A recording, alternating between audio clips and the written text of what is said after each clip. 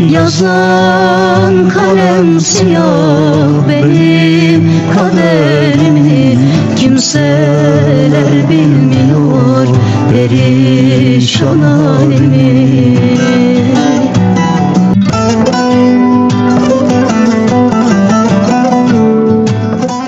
Kederlenme gönül, bu imiş yaz. Felekten payını aldı say beni. Kaderin kimseye yok imtiyazı, ahuzar etsem de güldü say beni.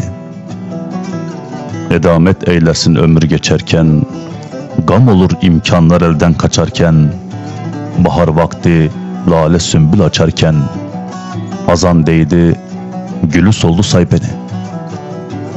İş işten geçti de yeni anladım.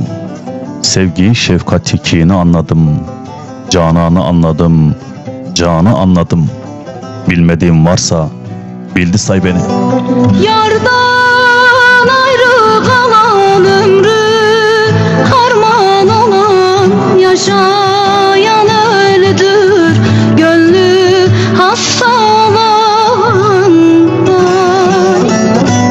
Yardan ayrı kalan ömrü harman olan, yaşayan öldür gönlü hasta olan.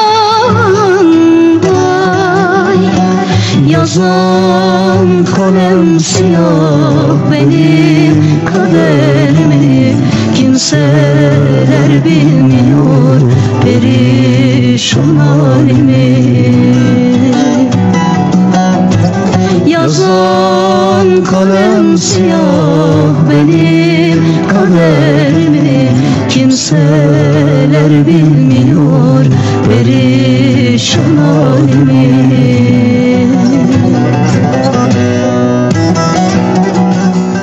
Aldanıp olmadım nefsime köle, minnet eylemem yediyade ele. Sebep ne ola ki düştüğüm hale, muradı yarıda kaldı say beni. Soykaniyim, gönül sanadır sözüm, nafile hayale aldanmaz özüm. Bilmem ki ecele var mıdır lüzum, bir günde 1000 defa öldü say beni, öldü say beni. Arada saçlarım geçti çalarımdan, kurudu bağlarım ömrümün baharında. Arada saçlarım geçti çalarımdan, kurudu bağlarım ömrümün baharında. Yazan kalem siyah benim kaderimi, kimseler bilmiyor perişan halimi. Yazan kalem siyah benim kaderimi,